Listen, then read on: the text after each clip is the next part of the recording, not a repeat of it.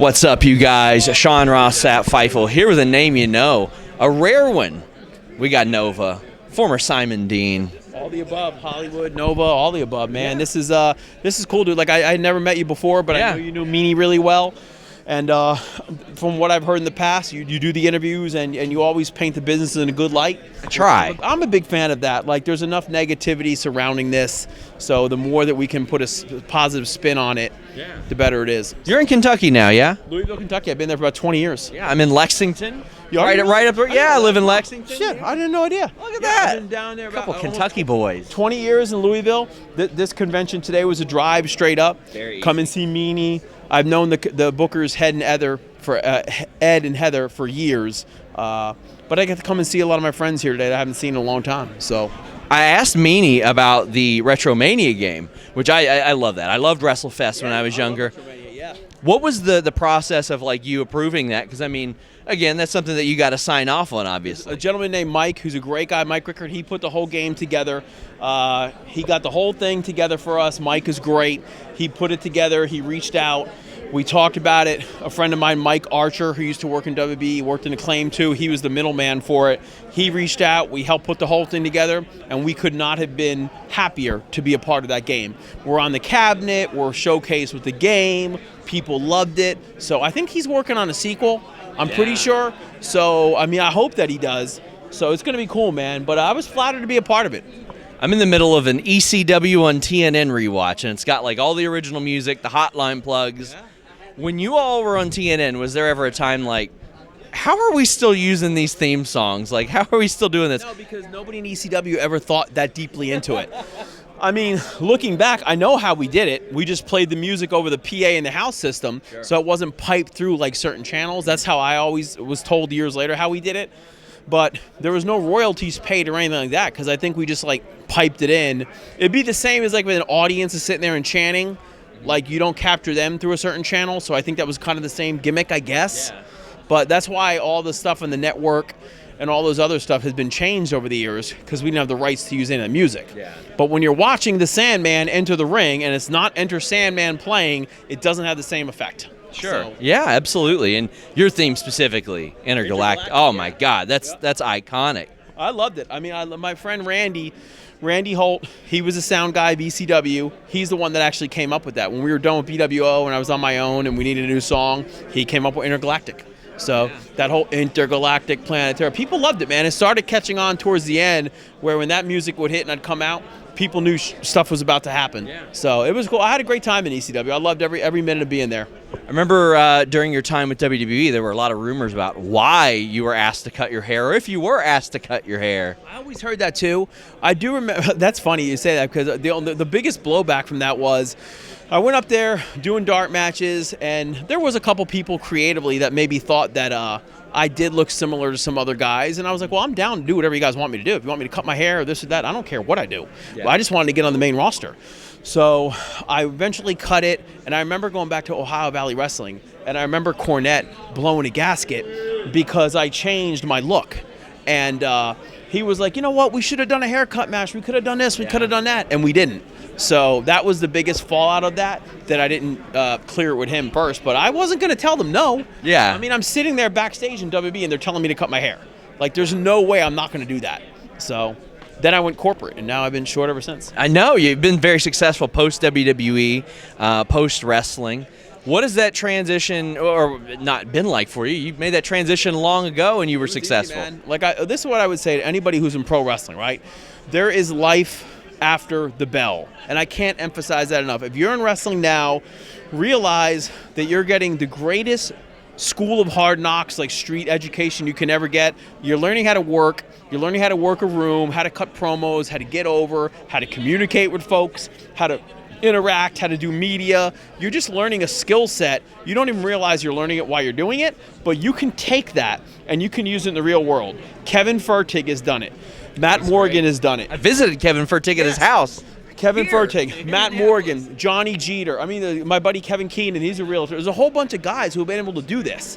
So I just, over the years, my generation, the guys in the late 90s, early 2000s, I'm hoping that that's the last generation of guys that like I hate saying this, hang on forever or never realize they can do more. Like the odds are now, if you're getting in, you're probably going to have a shorter career, maybe 5, 10, 15 years at max. You're going to have to find a second act. And I don't care what it is, but if you can be passionate about it, you can enjoy yourself. You know, I got into banking and finance. I serve on several boards and committees. I do a ton of charity work. I love working with these different nonprofit organizations. I don't know, man. I've been very fortunate, but I've embraced it, and I miss the guys, the girls. I miss the fans. I miss the physicalness of wrestling at times, but I don't miss a lot of the other stuff that came with it. It drove me nuts. But I wish that more of us in wrestling can get recognized for what we did when it's not a tragedy. Like, we all don't wind up like Randy the Ram. That, like, you drive me nuts that everybody thinks we wound up like that, but we don't. So pro wrestling took me around the world. It helped shape who I am today. I owe everything to it. But, I think sometimes we only glamorize the bad stuff involved in it. And the wrestling fans are the ones who made it all possible. So I got to interview Kevin for TIG about, like, at his house, about in a wonderful neighborhood based largely on the success of what he's done afterwards. He even told me, he was like, WWE didn't pay for this house. What I'm doing now paid for this house. I tell people all the time, I made some money in wrestling, but I made a lot more outside of it. Yeah. So, I mean, for me to learn, but the skills and stuff I learned in wrestling, I took into the real world. So it doesn't end, man. If you're a wrestler and you've been cut or you're moved, like whatever it may be, just know there's a second act, there's a third act. You just got to keep going. Like if your dream, what was your dream? Like, did you want to be a pro wrestler or just be like in the main event of WrestleMania? Because there's only been 39 main events of WrestleMania, right? So there's only so many guys that can be in that. So if you gave this your best shot and you maybe got cut or moved, like whatever it is, just know there's more to this. You can keep going, or you can just move on and do something in the real world. So there's no harm in it. As we wrap up, I really enjoyed the Simon Dean character. I loved it. Were you told straight up, just a little rib on Dean Malenko, the name? I had no idea.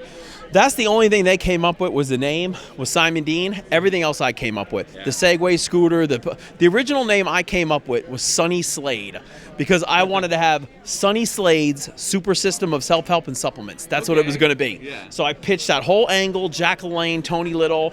All this stuff was my idea, and then they came up with the name Simon Dean. I didn't know what Dean's real name was. And then, like, he came up to me a couple weeks later and said, his name is Dean Simon and the whole deal. I'm like, well, this is great, because I could do Simon Says and all that stuff, and I never looked back.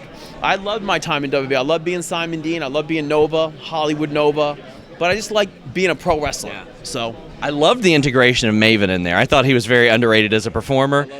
I love Maven. He actually...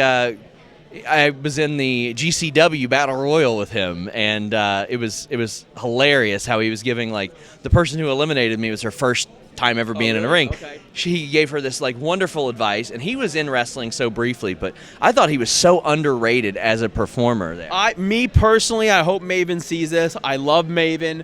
I felt the business did him an injustice a little bit because he won Tough Enough. They threw him right on TV, and they just tried to push him to the moon. It was too much too fast. When I got with him and we were teaming, I remember breaking down matches for him and telling him, like, hey, this is why we do this in a tag team match. This is why we do this. This is why we do that. And it was almost like starting from scratch. He had so much more to offer. I felt the business kind of chewed him up and spit him out a little bit. He deserved better from it. Maven was a class act. He's an awesome dude. And he's just a good dude. He's a success story. Like, he had some trials and tribulations, man, and he's made it past that. And he's another one you could look at and said he made a great. He made it, man. He's done great for himself, and I'm proud of Maven. He came out on top. So did. I really enjoyed that act. Really enjoyed talking to you, Mike. Thanks, bro. Thank you so much. Until the next time, guys. We're out. Thanks, man. You hear me talk about NordVPN.com/Fightful a lot. It's because I use it every single day. You can listen or watch your favorite shows abroad, whether you're in the States like me and you want to watch shows from the UK or Australia, or you're just traveling and you want access to your local things.